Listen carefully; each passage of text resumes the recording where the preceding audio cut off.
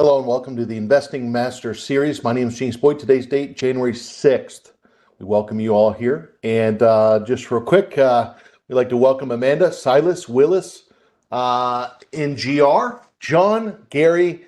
We also got Will with us, BJ with us. We also have Barbara Armstrong with us, the Canadian Fleeg. Okay, some of you know that. And she came to my house and put those Canadian flags, and then the Halloween trick-or-treaters actually got those flags in return. So anyway, a little fun there. Let's go ahead and hop right in. Now, remember, we do post educational content and announcement on X. There's my handle, @JamesBoydCS. Barbara will post hers in the chat. That way you can just link directly to that. Just real quick, I also want to give us a quick reminder, some of the material that we've been discussing. So first off, if you say, is this live? This is live. Our page that we actually have on YouTube is this page, which is called the Trader Talks Schwab Coaching Webcast. We stream live from YouTube and also post our classes on YouTube. So I sent that link. You can just click on subscribe right in the middle of your page if you have not done so already. Second, if you actually said, hey, where can we actually go back? Do you have a place where you put your classes in a playlist? Okay, yes. Called the Investing Master Series. Sent you the link in the chat. And you're going to notice that our last class, we talked about trading with callers in detail. Okay, so that was our last class. Now, you're also going to see prior classes that we discussed right there. So if you said, I want to get a taste of how you're teaching, what you're teaching, etc., right there. The other thing I want to kind of make mention, the other question we had was, so my son did propose to his wife. You know, she's a tough gal. We took her through the ringer. She made it through. And yeah, so the question was, where are they getting married? It's in Oahu, north side, and first week of June. Other question that was asked is, so last week we talked about callers, right? I wanted to do the management yesterday. I mentioned what happened there. So the two things that we're going to add to this is the caller management, where the whole time we just talked about caller management specifically. And the other question that Lisa and also Josh asked was on selecting a strategy, like when, why, etc. And so those will be two things that we add. So here we are with the short puts. So let's go ahead and hop right in. Now, the purpose of doing this, look, you can get the market to go up, but it doesn't really matter unless you have a strategy that you're comfortable with. Now, does an investor have to have 10 strategies? No. Does the investor have to have 7 strategies? No. But I think having probably 3 or 4 might make more sense because, well, there's just kind of different types of trends and different type of investing conditions. Now, what I want to do here is let's go ahead and hop right in. As we talk about this, remember that options carry high level risk, not suitable for all investors. The information provided here is for general informational purposes only. Also, our examples will be done in the paid money software application. Remember that investing involves risk, including loss of principal. Also, remember when we talk about those examples, they are just that, short options, which will be applicable to today.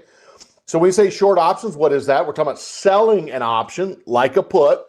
Those could be assigned, okay, at any time up to expiration, regardless of the in-the-money amount. These are called American-style options, okay? And we'll talk about that more, what that means in just a moment. And also remember that our examples are examples and not recommendations. So let's go ahead and hop right in. And what I want to do is I'm going to pull up a sheet of paper.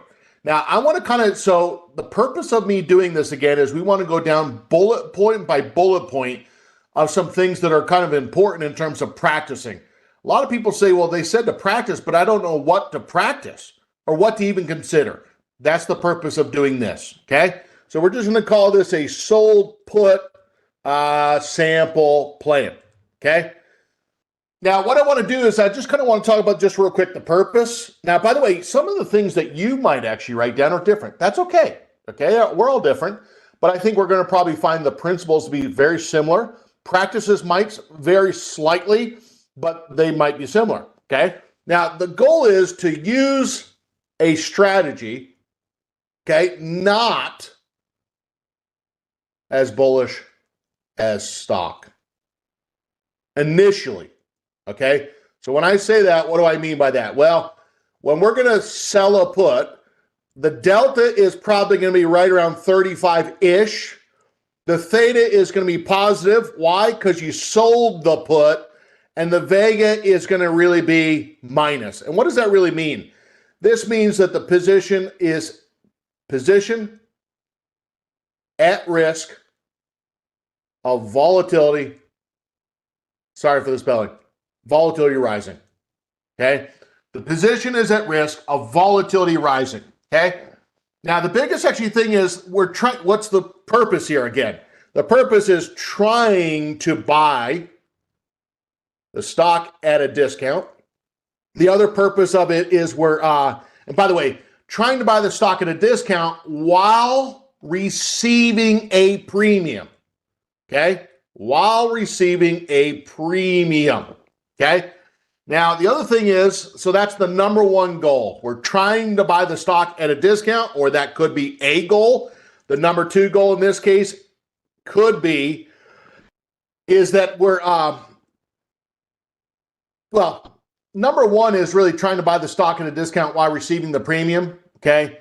And the other one is actually, we could say what that is, stock owner. Well, let me actually go back because I kind of took that out of order. Trying to buy the stock at a discount while receiving a premium, stock ownership, I'll put, okay? And the other one is you're kind of receiving a premium and you're really kind of doing what I call more trading the option price / stock movement, okay? Now, when we also say this, it could be also time decay. And no, I didn't spell that wrong, okay? So there's two purposes for this, okay? Number one is the premium. You're receiving the premium, okay? Sorry for the spelling, doesn't matter. Receiving the premium. With that premium, you're trying to get the stock to move up in the intended direction, bullish, and you're trying to actually have time decay. That first purpose is you're saying, look, I actually want the shares, and I'm receiving a premium from that, and I'm going to let it play out, okay? Now, the biggest actually thing to always remember is the direction is not constant. Time is the only constant, okay? Time, going by, okay? That's the only constant. That's why some people like dividends, right? Dividends are not guaranteed. They can change them higher, lower, cut them completely. But the biggest thing is that's why some people like that, okay? So just understand that with options, just like dividends, the premiums move. But some people kind of like just being where this part of the position is something to do with time. Now, when, okay? When. So the biggest actually thing is we would actually say, and I'm going to write here, trend one is when vol is the highest. Now, if the vol is the highest, the premiums tend to be the highest, okay? Now, wait, if we're in trend one, what does that mean? Price below both moving averages. There's really a lot, it's moving around a lot, okay?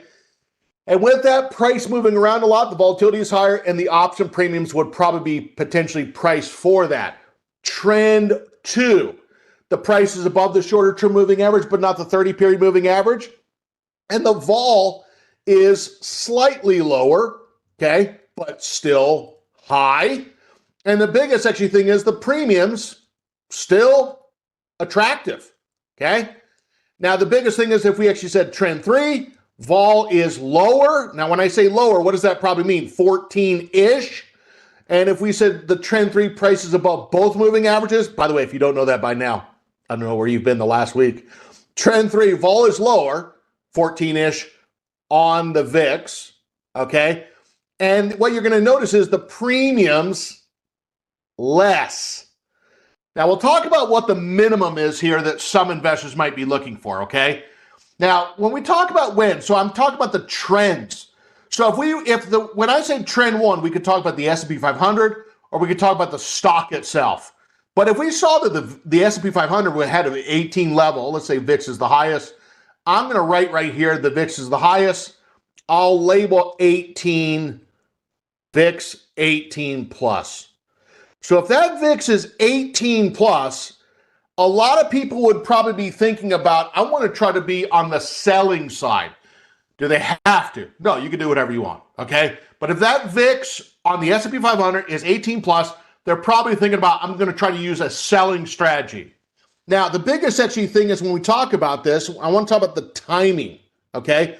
So when we actually talk about the timing, this is when the VIX greater than 18. Now, I think Julia Shadwell said it the best. And Julia said a comment like the following: when the VIX is above 18 and the investor's thinking about selling the puts, she said sometimes the investor might just have to plug their nose, even because the price is fluctuating around so much and it's a stinky price action she was referring to, meaning not bullish. The investor, is probably going to try to use that timing to collect bigger premiums and try to buy the stock at a recent, maybe potentially low point. So when you do that, it's volatile, and those premiums are priced for that reason. Now, the other thing is actually when the price is near, horizontal support.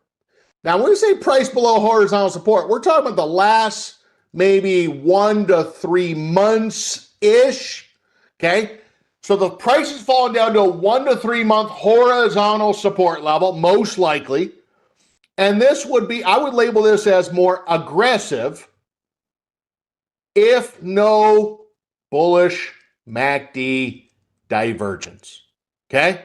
So you see the price fall down to the 1 to 3 month support level. You don't see a bullish MACD divergence and you decide to sell a put. Well, you're trying to sell the puts when the premiums are high.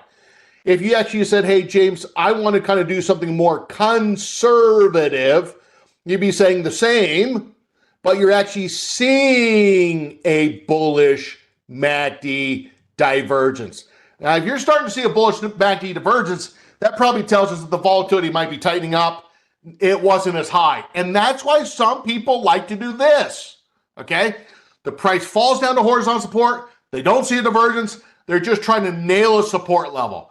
If you're actually trying to say, look, I want to see some more signs of confirmation, the confirmation signs are not free, okay? And the option prices are going to trade typically off that implied volatility / volatility of the stock. Now, if we actually kind of said the second point, okay, I'm going to kind of label this as bullish price patterns. So if we're kind of seeing trend 1, 2, 3, bullish price patterns, the main ones would really be W patterns. When we say W patterns, we're talking about double bottoms.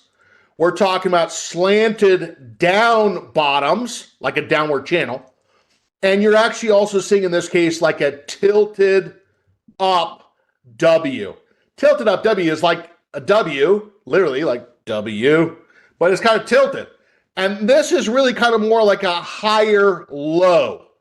So if you're starting to see everything looks like a W pattern, you probably know that you were in a trend 1, now is in a trend 2 to maybe shifting into a trend 3. And if that's actually happening, you're probably getting moving average crossovers galore. You're probably also seeing diagonal breakouts, which is trend 2. Okay, we talked about that slant breakdown yesterday. And you're probably also seeing a lot of, let's say, bullish, MACD divergences. That's the setup.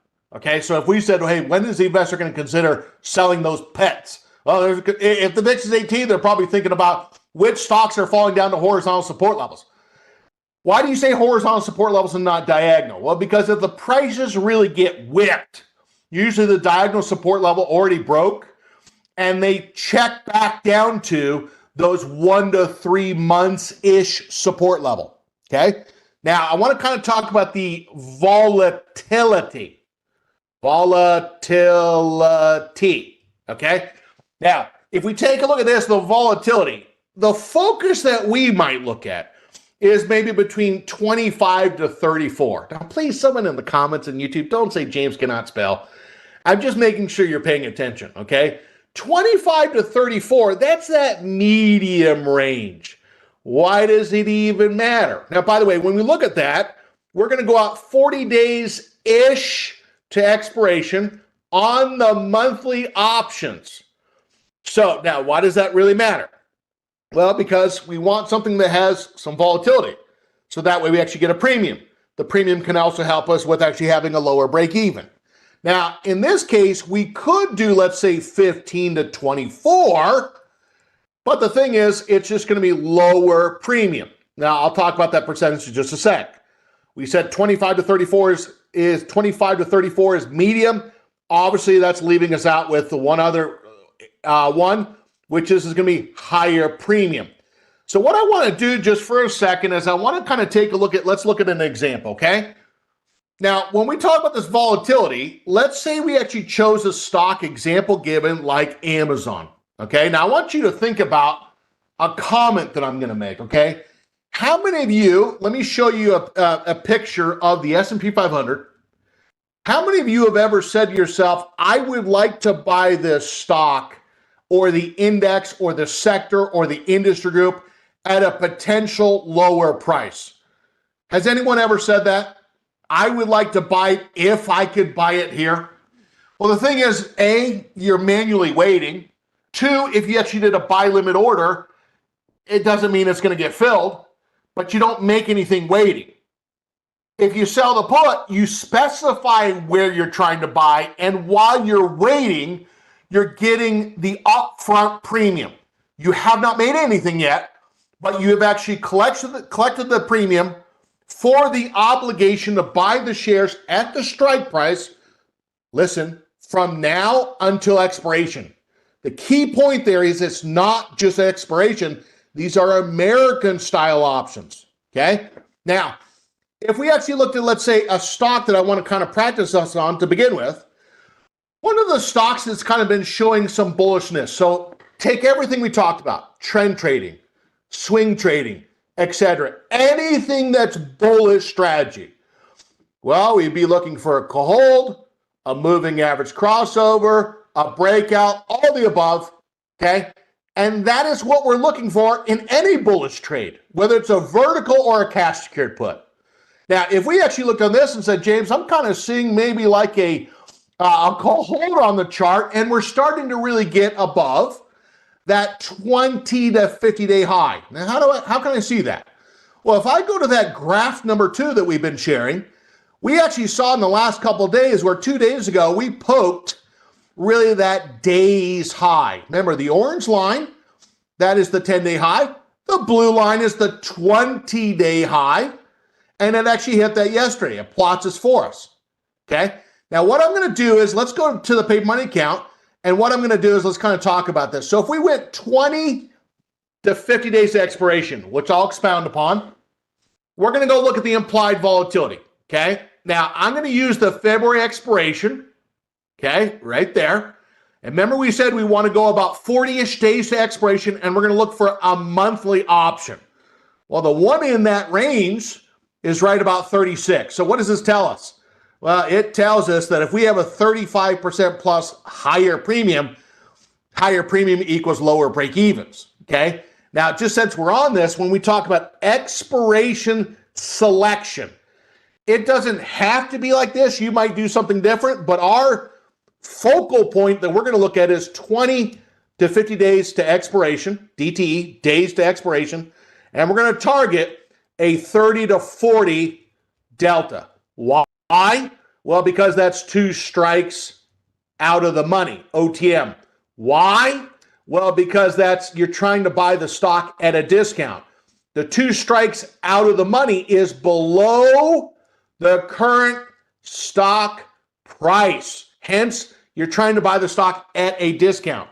Now, when we talk about the expiration selection, we're going to get an upfront premium. We're going to take the option premium and we're going to divide that by the current stock price. Now, remember what we called this last time? We called this option yield. And when we did that, we really called it, we did it in covered calls. Same idea. And what we want to really get in this case is what's low, or we're going to use minimum, okay? We're also going to include, sorry for the spelling, medium, and we'll say high. High does not imply better. It just means you're actually accepting a premium for more price risk, okay? Now, let's kind of show this and let's walk through the numbers and look through some examples. So if I went into, let's say, Amazon, I said, hey, we're going to go to the 20 to 50 days expiration, check. We're going to go look at, let's say, this ST, right? That really actually has a delta 30 to 40. Okay, here it is, 230. Now, remember, when we talk about just buying or selling options in general, typically we like to see options where they're 20 cents or narrower, irregardless of the price. Now, that might not help us with $1,000 stocks, noted, but that's probably not the majority of stocks that you're buying. Fair? Okay? But most of our examples would have probably options, if they were liquid, 20 cents or narrower. Okay? Now, when we look at this and say how wide apart are the bid-ask spread, the answer is 5 cents. All right, so we got 750. So I'm going to write this down, 750. So we're going to take this option premium divided by the current stock price. $7.50, that's the premium. Now, why are they paying you the premium? Why are they paying you the premium? Why do you deserve anything? Why do I deserve anything? Well, because we're willing to accept that we're willing to be a buyer from now until expiration at the strike price. The stock does not have to be below the strike. It could be, but it doesn't have to be. So we're willing to be a buyer. That's why we're getting paid that premium. Now, if we can get filled there. Now, if I went back and said, okay, what's the current stock price? $237.80. Why does that matter? Well, because we want to know how much we're getting paid relative to the option that we're selling. Double check that. That looks about right. We'll go back to that. Now, I'm going to kind of write this. We're just going to take this. What's the option premium? 750 divided by the stock price. It's going to be about 3.15%. Okay. Now, that's pretty high. Okay. And I'll show you that in just a sec. If we said low, we'd be thinking 1.5%. That's the minimum. Now, why is that the minimum? Well, if we go out, so number one is, why is it the minimum? Because you're probably not going to want to agree to do something for closer to zero. Fair? Number one is you're agreeing to buy the shares at the strike price. Number two is you're tying up capital. You're tying up capital. Okay? So for that time and the capital tying up, you're saying, I need to make a return so it could be worth my potential risk and investment. If we said medium, 2.5%, and if we actually said in this case, high, what's high? It's going to be about 3.5%. Now, let's kind of speed this up for just a moment, okay? So when we run through these numbers, if we looked at this and said, we're at 3.14, what does this tell us? Well, this reeks of probably higher implied volatility. Without even looking, if we only got, let's say 1.5%, I'm thinking that IV in this case is probably between 15 and 24. And it'd probably have a 1.5%. I'd probably be thinking if we were between, let's say, 25 and 34, maybe 2.5%. If we got near that 3.5% or higher, I'm probably thinking the IV is probably going to be 35% or higher. Okay? So that's how the numbers really kind of break down for that. Now, we talked about kind of buying at a discount. What does that even mean? Well, if we're trying to buy, so we're talking about the current stock price. Well, that current stock price is actually $237.80. Well, what was the option premium? Well, that option premium was $750. Okay. Well, I want to know what's the strike. Well, the strike that we were looking at was the $230. Well, what is the break even? Well, that break even is going to be $230. That's where whatever strike we sell, that's where we're thinking the stock could stay above, slash. That's where we're saying, I don't mind to buy it at that strike. Okay? Now, what you're also going to notice is we're going to say, okay, the break even, and we need to write the words at expiration. At expiration.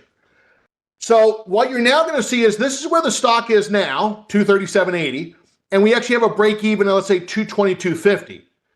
So I'm going to look at this in terms of the discount from entry. And we're going to look at this as a dollar amount and a percentage amount. Okay?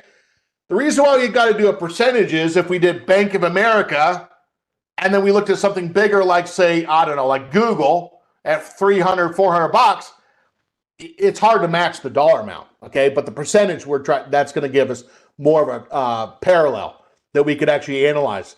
So if we say, well, what is that discount in terms of a dollar amount? Okay? Now, men and women, I want you to imagine that your husband or spouse went to the store and they said, I got a 10% discount. Like, how many dollars is that? Okay. Okay. Now, you want to also know, like, say, not just the percent discount, you want to know the dollars. Okay. How much was it? So if we set the discount from the entry, we're saying that is going to be, in this case, it's $15 from where the stock is right now from the entry price. Percentage-wise, that 15% divided by the entry price is going to be about 6%. Okay? Now, when we actually kind of talk about, so this is the dollar amount, okay? That's the percent. The dollar amount just came from the 237, the current stock price, down to the break even. The percentage is that dollar amount divided by back into the stock price. That's all it is. Same numbers over and over again. So we're talking about buying at a discount, okay? Buying at a discount. I mean, for us, probably 3 to 5% discount, 3 to 5%. That would probably be lower. 5 to maybe 6%. We would probably, 5 to 6% would probably be, let's say, medium. And in this case, what you're now going to notice is probably 6% plus.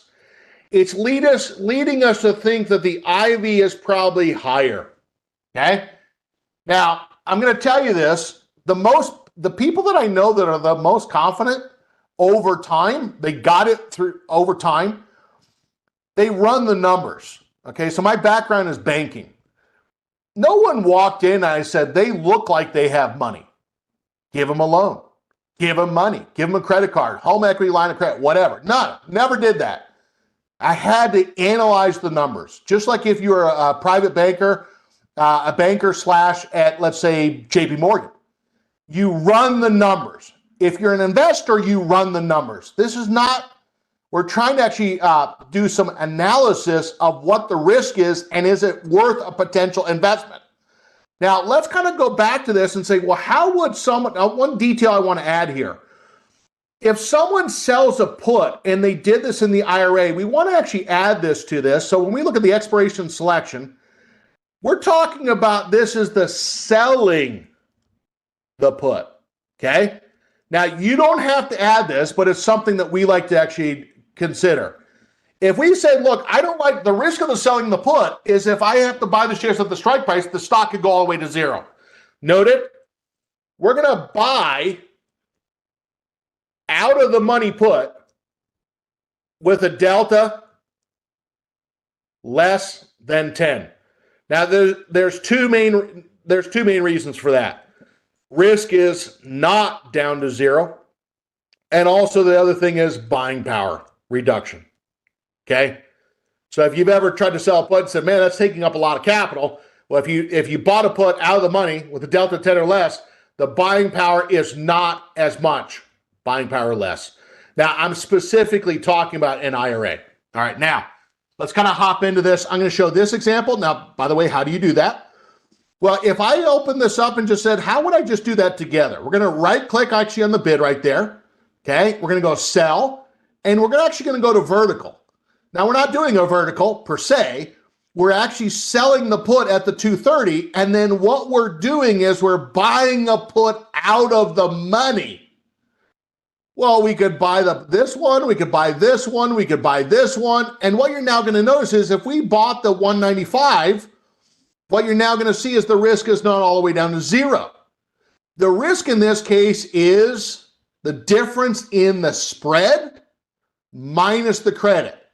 Now, if we did not buy the put, the risk would be near $22,000.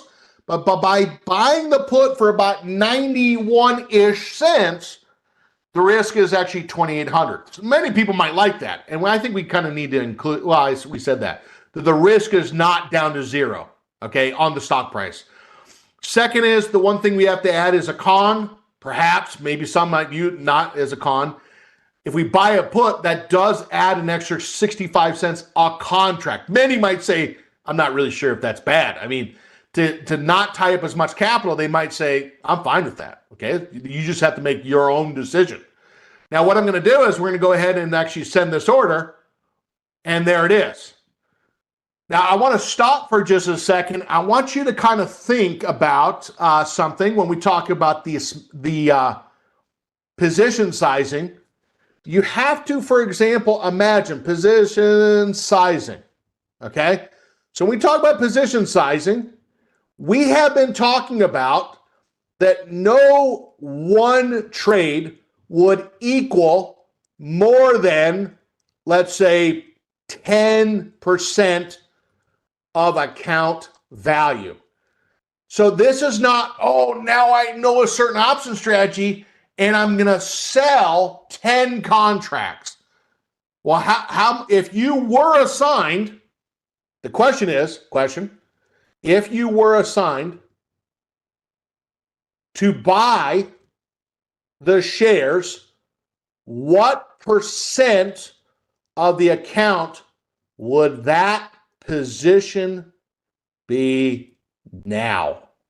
Now, I know this is, I like just not thinking about it. Well, how's that turned out for you? Okay. We want to say if I was assigned to buy those shares from now to expiration, what percent of the account would it be? If it's over whatever threshold it is for you, assuming you thought ahead of time, which is a really good idea, can you sell that much? Now, you might say, James, I can't sell shares. I can't sell a put on Amazon because if I was assigned, it'd be too much. I need to look for lower price dollar stocks. That's fine. Okay. Now you know. Now, what I want to kind of talk about in this case is when we look at these, once we put the position on, I want to talk about exiting for a moment. Okay. So when we talk about exiting, number one actually thing is planning for stock ownership. The other one is actually where we're going to kind of do this as a sold put as a trade. So if I went in and said, look, I plan to be the buyer of the shares. We're planning for stock ownership. The one thing I want to write down here is there no stop loss. There's no stop loss. There is no exit. You're saying, I want the shares. Now, from the time that we put the position on until expiration, if we could ever, if we have 50% profit in 10 trading days, okay, 10 trading days, we might look to exit or roll, okay? We kind of back this off for just a sec so we can see it. Exit or roll. So if we have 50% profit in 10 trading days, exit or roll. You might exit if you actually said, I don't think the stock could go up much higher. You might say, I'm going to roll the option, buy the put back that I have, and then try to sell another one if you thought that trend could continue. If you said, well, I don't know what to roll to or to consider, as Bill would say, we're going to rinse and repeat by going 20 to 50 days to expiration with a delta of 30 to 40 as a starting point and saying, is that the one the investor would consider? Now, if we have, when I say if, I should say if the investor, okay, has 65% with more than 20 plus trading, well, 20 plus days to expiration DTE, they might exit or roll. If 80% ever, okay, it doesn't matter the number of days, exit or roll.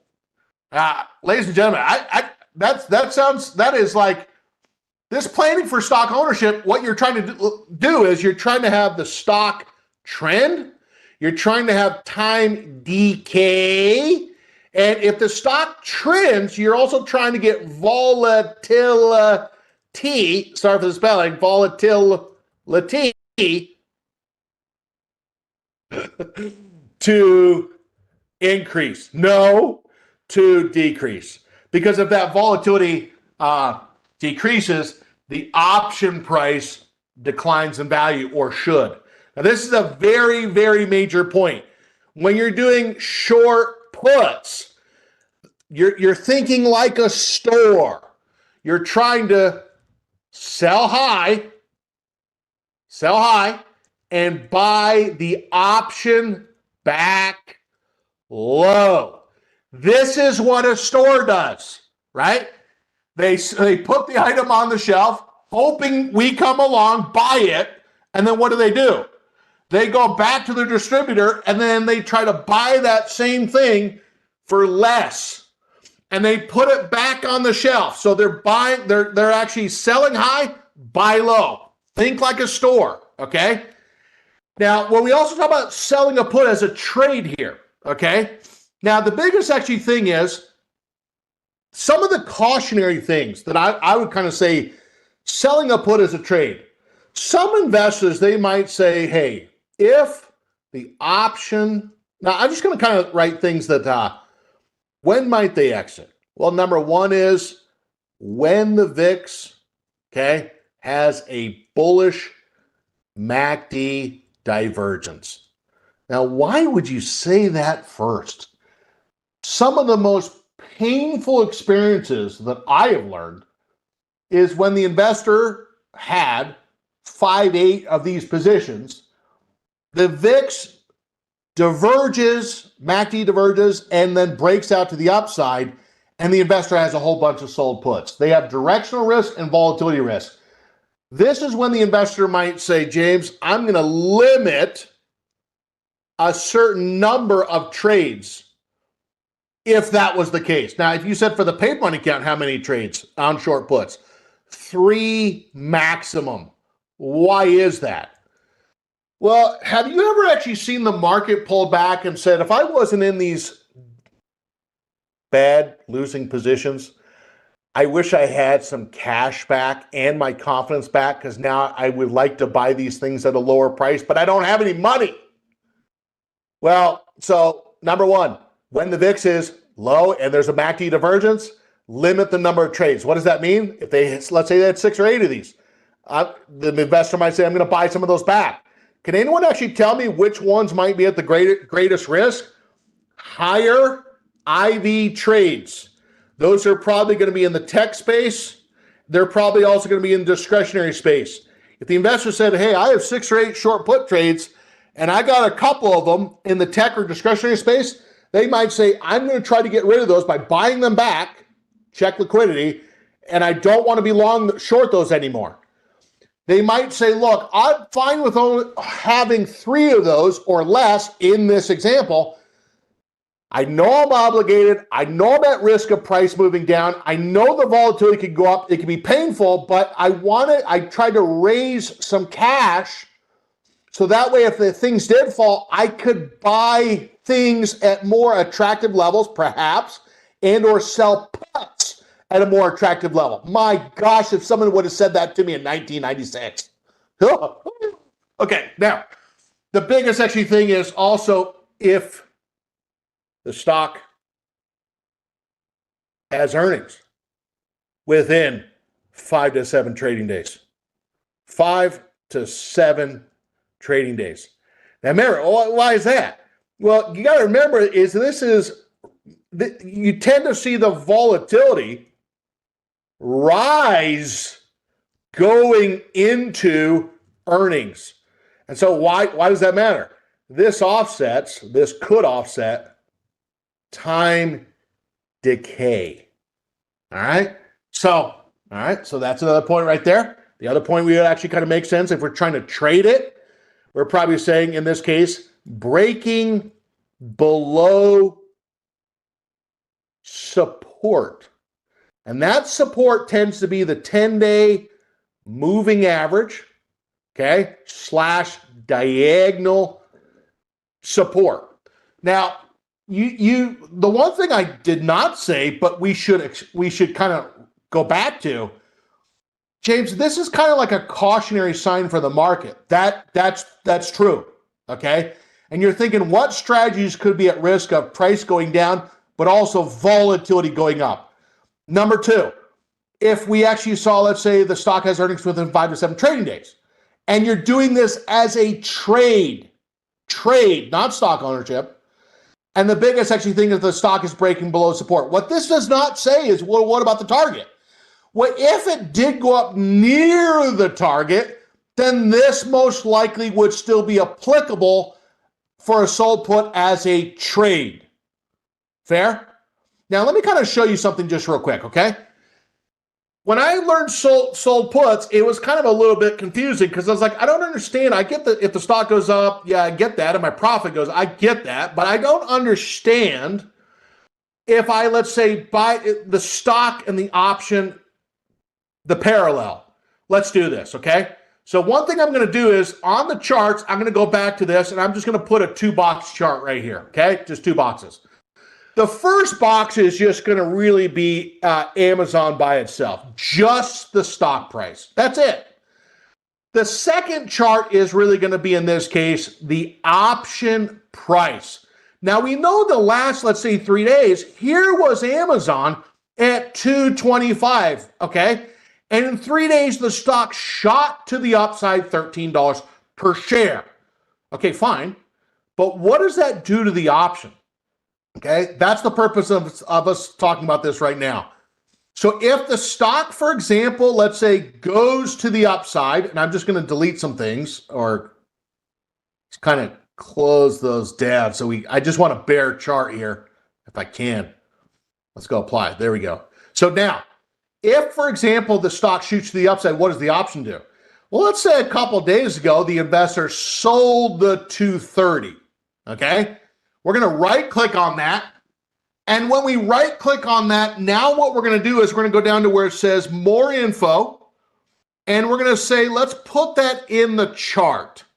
So what I did is right-click on the option that you want to chart. Okay? Then go down to where it says More Info. Fine. Then go to where it says Toss Chart. And now what we're going to see is, remember, I don't want to put it in the first box because that's the stock chart. I want to put side by side stock chart, option price for the 230 strike price. So let's put it in the second box. Now, if we do that, you're now going to see in this case what was, and I'm going to just delete any of these things so we don't have to see those, okay? Let's take those back. Let me shut those off. I just want to make sure that they're not there. Okay, there it is. So just looking at the price. So on the left-hand side, stock price. Now let's go back to where we were 3 days ago, right? When the price fell down yesterday, January 2nd to 224, look and see what happened with the option price.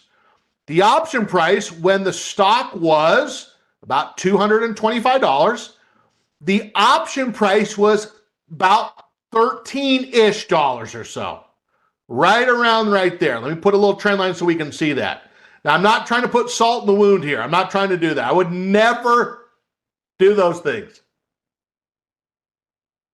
Debbie, that's for you. Now, here's the deal.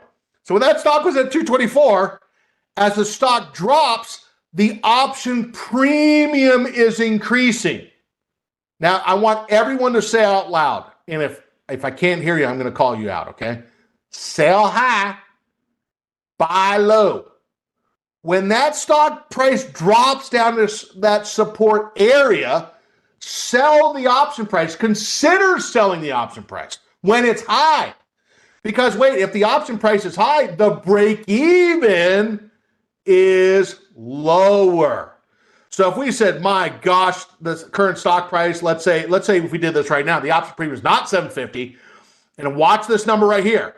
If the option premium was not $7.50, but it's $10, watch the break even in yellow. It's not $7.50, it's $10.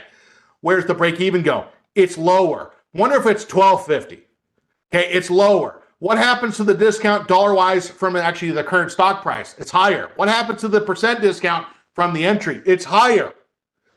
All right. Now, the biggest thing is when that stock now starts to go back up, now remember, sell high, buy low.